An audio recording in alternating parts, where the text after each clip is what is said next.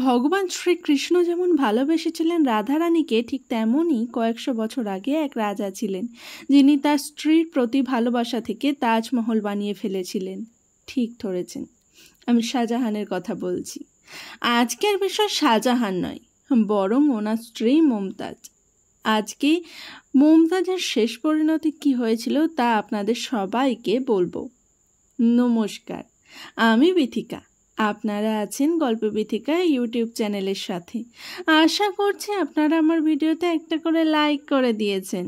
আজকে আমি আমার ভিডিওতে মুমতাজের সম্পর্কে বিশেষ কিছু তথ্য আপনাদের সামনে তুলে ধরার চেষ্টা করব।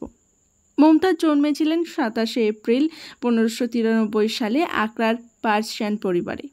মুমতাজের বাবা ছিলেন মোগল দরবারের সভাসদ।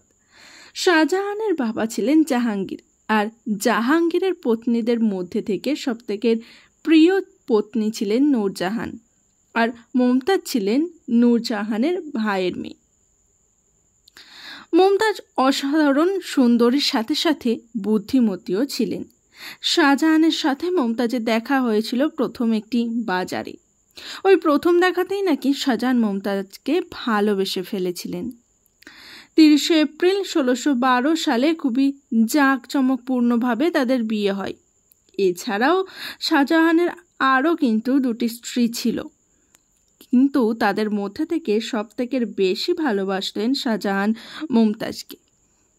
এই মুমতাজের উপাধিও কিন্তু শাহজাহানেরই দেয়া। এর অর্থ ছিল মহলের সব থেকে দামি রত্ন। শাহজাহানের সিংহাসনে বসার পর আগ্রা ফোর্টে তিনি তৈরি করেছিলেন মুমতাজের জন্য একটি মহল। ওই মহলের দেয়ালগুলি ছিল হিরে এবং বহু মূল্যের রত্ন দিয়ে তৈরি।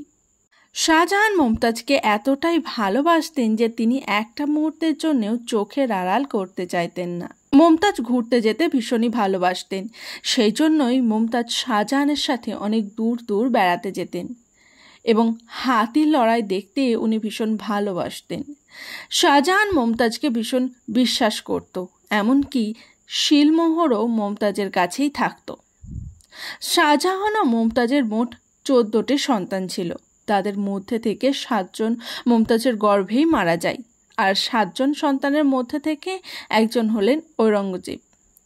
এরপর মুমতাজ 14 নম্বর সন্তানকে জন্ম দিতে গিয়ে অতিরিক্ত রক্তপাত হওয়ার কারণে মারা যায়। শাহজাহান মুমতাজের মৃত্যুর খবর পেয়ে খুবই ভেঙে পড়েন। এরপর শাহজাহানের কাকা মুমতাজের দেহ কবরস্থ করেন।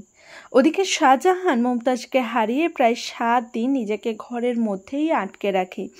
যখন উনি 7 দিন পরে বাইরে বেরিয়ে এসেছিলেন, ওনার চোখ ধূসর হয়ে গিয়েছিল। এর কারণ উনি ভীষণ কান্নাকাটি করেছিলেন। পরবর্তী 1 বছর শাহজাহান তেমন একটা কারোর সাথে কথা বলতেন না। তারপরেই উনি ঠিক করেছিলেন মুমতাজের স্মৃতির উদ্দেশ্যে তাজমহল বানাবেন। মুমতাজের মৃতদেহ সোনায় মোড়ানো কফিনে করে নিয়ে আসা হয় বোরহানপুর থেকে আগ্রাতে। শাহজাহান কফিনবন্দি মুমতাজের দেহ এবং সাথে প্রহরীদের নিয়ে রাত কাটিয়েছেন যমুনা নদীর তীরে। তাজমহল তৈরি হতে সময় লেগেছিল 22 বছর। তারপর ওই কফিনে রাখা হয়েছিল তাজমহলের প্রধান গম্বুজের নিচে। শাহজাহান নাকি প্রায় নদীপথে তাজমহলে আসতেন এবং নির্জনে কিছুটা সময় কাটাতেন। ঔরঙ্গজেব যখন শাহজাহানকে বন্দি করেছিল, তখন নাকি আগ্রা ফোর্টের জানালা দিয়ে শাহজাহান ওই দিকেই তাকিয়ে থাকতেন। শাহজাহানের মৃত্যুর পর তাকে মুমতাজের কবরের পাশেই কবরস্থ করা হয়। শাহজাহান এবং মুমতাজের সম্পর্কে জেনেই কেমন লাগলো তা আমাকে জানাতে কিন্তু একদম ভুলবেন না।